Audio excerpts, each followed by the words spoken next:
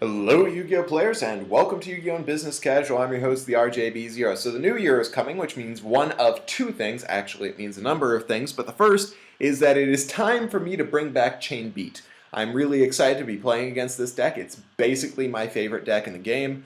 I have a ton of experience with this deck, and I've been playing it basically since Evil Swarm Thunderbird came out. In fact, I've been playing it on DN since before Evil Swarm Thunderbird came out.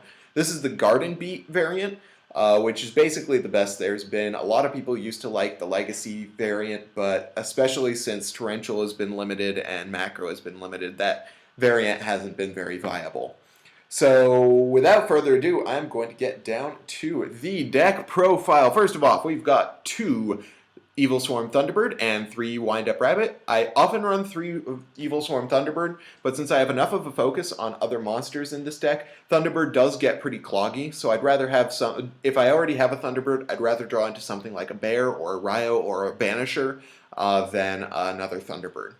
I'm not going to be doing a lot of explaining about how this deck works. If you guys want to find out more about how to play Chain Beat, you can go to my video series, Playing Chain Beat, that I've been doing for a long time. I haven't actually done a Playing Chain Beat video in a while, but I could probably do that later. Anyway, I digress.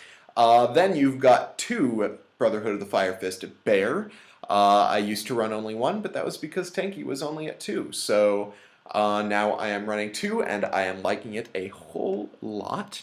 It's just a ton of spot removal, and it gets you more Tenkis, which can get you Rabbit or another Bear, and it is made of all the pluses. Anyway, next we have Double Banisher of the Radiance. I used to main deck the Double Fossil Dyna, but Banisher is a much more powerful card this format, since it's also good against Boojins, and it is good against Spellbooks, which Fossil Dyna isn't really. So then you've got 1 Thunder King, and that makes up the entire monster count.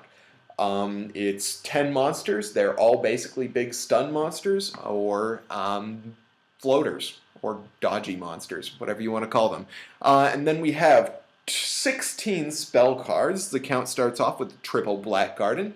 Essential to the deck, halves all your opponent's attack points and gives you extra tokens. And doesn't affect your Wind Up Rabbit or your Evil Swarm Thunderbird, because they can just dodge around. Their effects do not special summon them, they return them to the field, which for reasons unbeknownst to me is a completely different thing. So they allow you to swarm your field while having your opponent's attack points. It makes the game much slower, which definitely suits this deck just fine.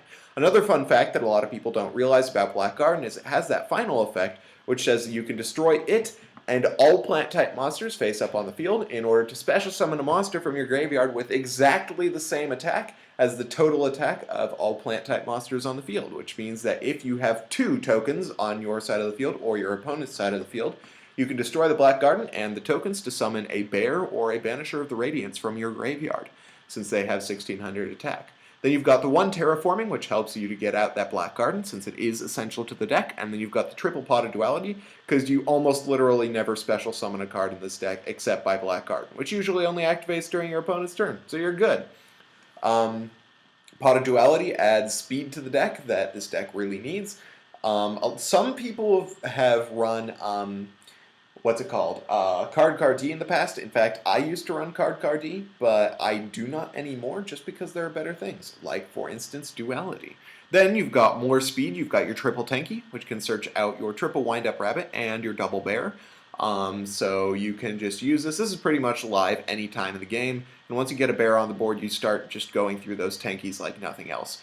So then you've got 1 Dark Hole, which is essentially a win condition in this deck. It's really just like Raigeki. For this deck, since all your monsters are just going to dodge off the board once you activate it, so that's pretty good. Then you've got your 1 D-Fissure, which is anti-meta. It's good against basically everything except, I suppose, Fire Fist, but I mean, you've got other things for that. Then you've got 1 Forbidden Lance, which allows you to push through your plays with like Bear or Banisher or Thunder King. Or in a pinch, you can use it to knock your opponent's attack down 800 so you can run it over with a Thunderbird. Then you've got your triple MST, which is another defensive thing. One of the things you're going to realize when playing this deck is that continuous traps really hurt. So you want to hold on to those MSTs because most of your monsters are going to dodge anyway. So you want to hold on to your MSTs until your opponent puts that continuous trap on the board. And then you've got your trap lineup, which is 14 cards, starting off with a triple compulsory escape device.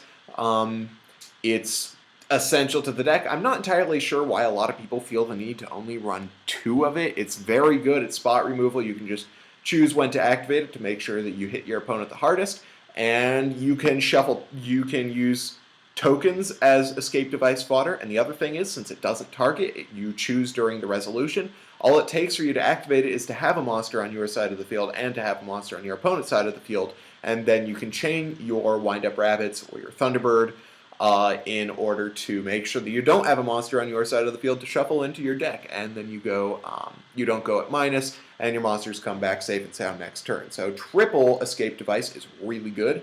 Then you've got your double D-Prison, which gets rid of opponent's monsters, takes out Stardust. It can stop any number of things that would normally be able to get over something like Mirror Force, which is a card that you use to punish your opponent for overextending against you.